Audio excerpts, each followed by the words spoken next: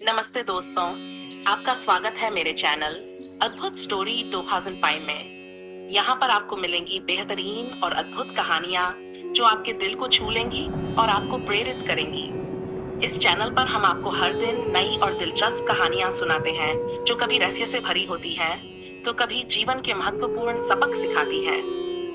अगर आप ऐसी कहानियाँ सुनना पसंद करते हैं जो आपको सोचने पर मजबूर कर दें, तो हमारे चैनल को जरूर सब्सक्राइब करें और बेल आइकन को दबाएं ताकि कोई भी नई कहानी आपसे छूट न जाए।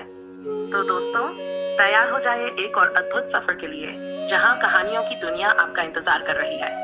अकबर और बीरबल की सर्वश्रेष्ठ कहानी, चतुराई की मिसाल। अकबर और बीरबल की कहानियां भारतीय लोक कथाओं में एक विशेष स्थान रखती हैं।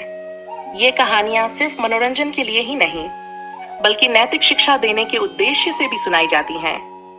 बीरबल की चतुराई और अकबर के साथ उनके संबंध को दर्शाने वाली कई कहानियां प्रचलित हैं। ऐसी ही एक कहानी है जो उनकी बुद्धिमानी और त्वरित समाधान क्षमता का अद्भुत उदाहरण पेश करती है। कहानी कौन सबसे बड़ा मूर्ख है। एक बार की बात है, मुगल सम्राट अकबर के दरबार में कई दरबारी और विद्वान उपस्थित थे। अकबर अपने दरबारियों के साथ बातचीत कर रहे थे, तभी उन्हें अचानक एक विचित्र ख्याल आया। उन्होंने बीरबल से कहा, बीरबल, इस दुनिया में सबसे बड़ा मूर्ख कौन है? मुझे उसे ढूंढ कर दिखाओ। बीरबल मुस्कुराए और बोले, जहांपनाह, इस प्रश्न का उत्तर देना कठिन तो है, लेकिन असंभव नहीं। मुझे थोड़ा समय दीजिए, मैं जल्द ही आपकी समस्या का समाधान कर दूंगा। अकबर ने सहर्ष अनुमति दी। बीरबल ने दरबार से विदा ली और कुछ दिनों तक अकबर के सवाल का उत्तर ढूंढने के लिए शहर में घूमते रहे। वे रास्तों पर, बाजारों में और गांवों में जाकर लोगों से मिलते और उनकी गतिविधियों पर ध्यान देते। कुछ दिनों बाद बीरबल दरबार में लौट आए। उन्होंने अकबर से कहा, जहांपनाह, मैंने आपके सवाल का उत्तर ढूंढ लिया है। कृपया कुछ समय दीजिए, मैं आपको सबसे बड़े मूर्ख से मिलवाने के लिए तैयार हूँ। अकबर उत्सुक हो गए। उन्होंने कहा, जल्दी बताओ बीरबल, वह मूर्ख कौन है? बीरबल ने अकबर को एक दिन तय करने के लिए कहा जब दरबार में सभी दरबारी उपस्थित हों। अकबर ने एक विशेष दिन निश्चित किया और दरबार में सभी दरबारी और विद्वान जमा हो गए।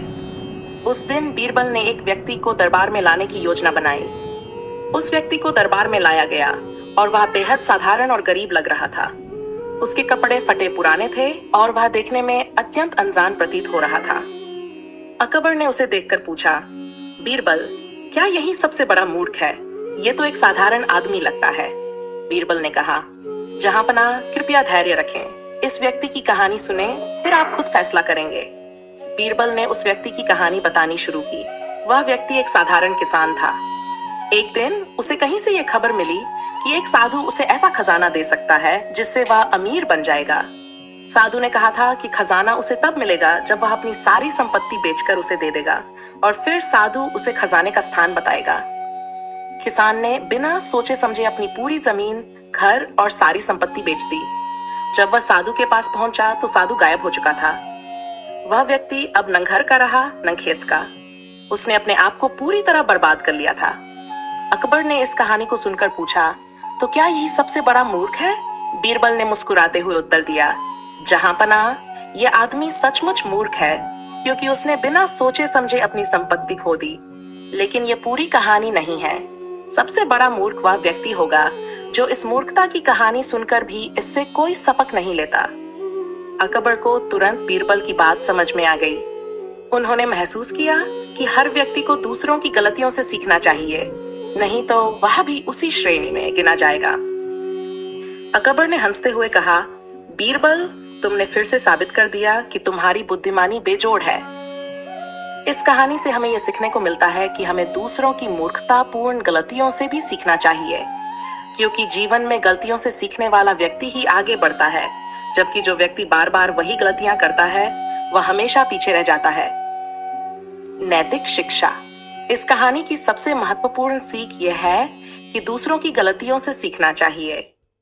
अगर हम किसी की मूर्खता देखकर भी वही गलती दोहराते हैं तो असल में हम भी उतने ही मूर्ख हैं।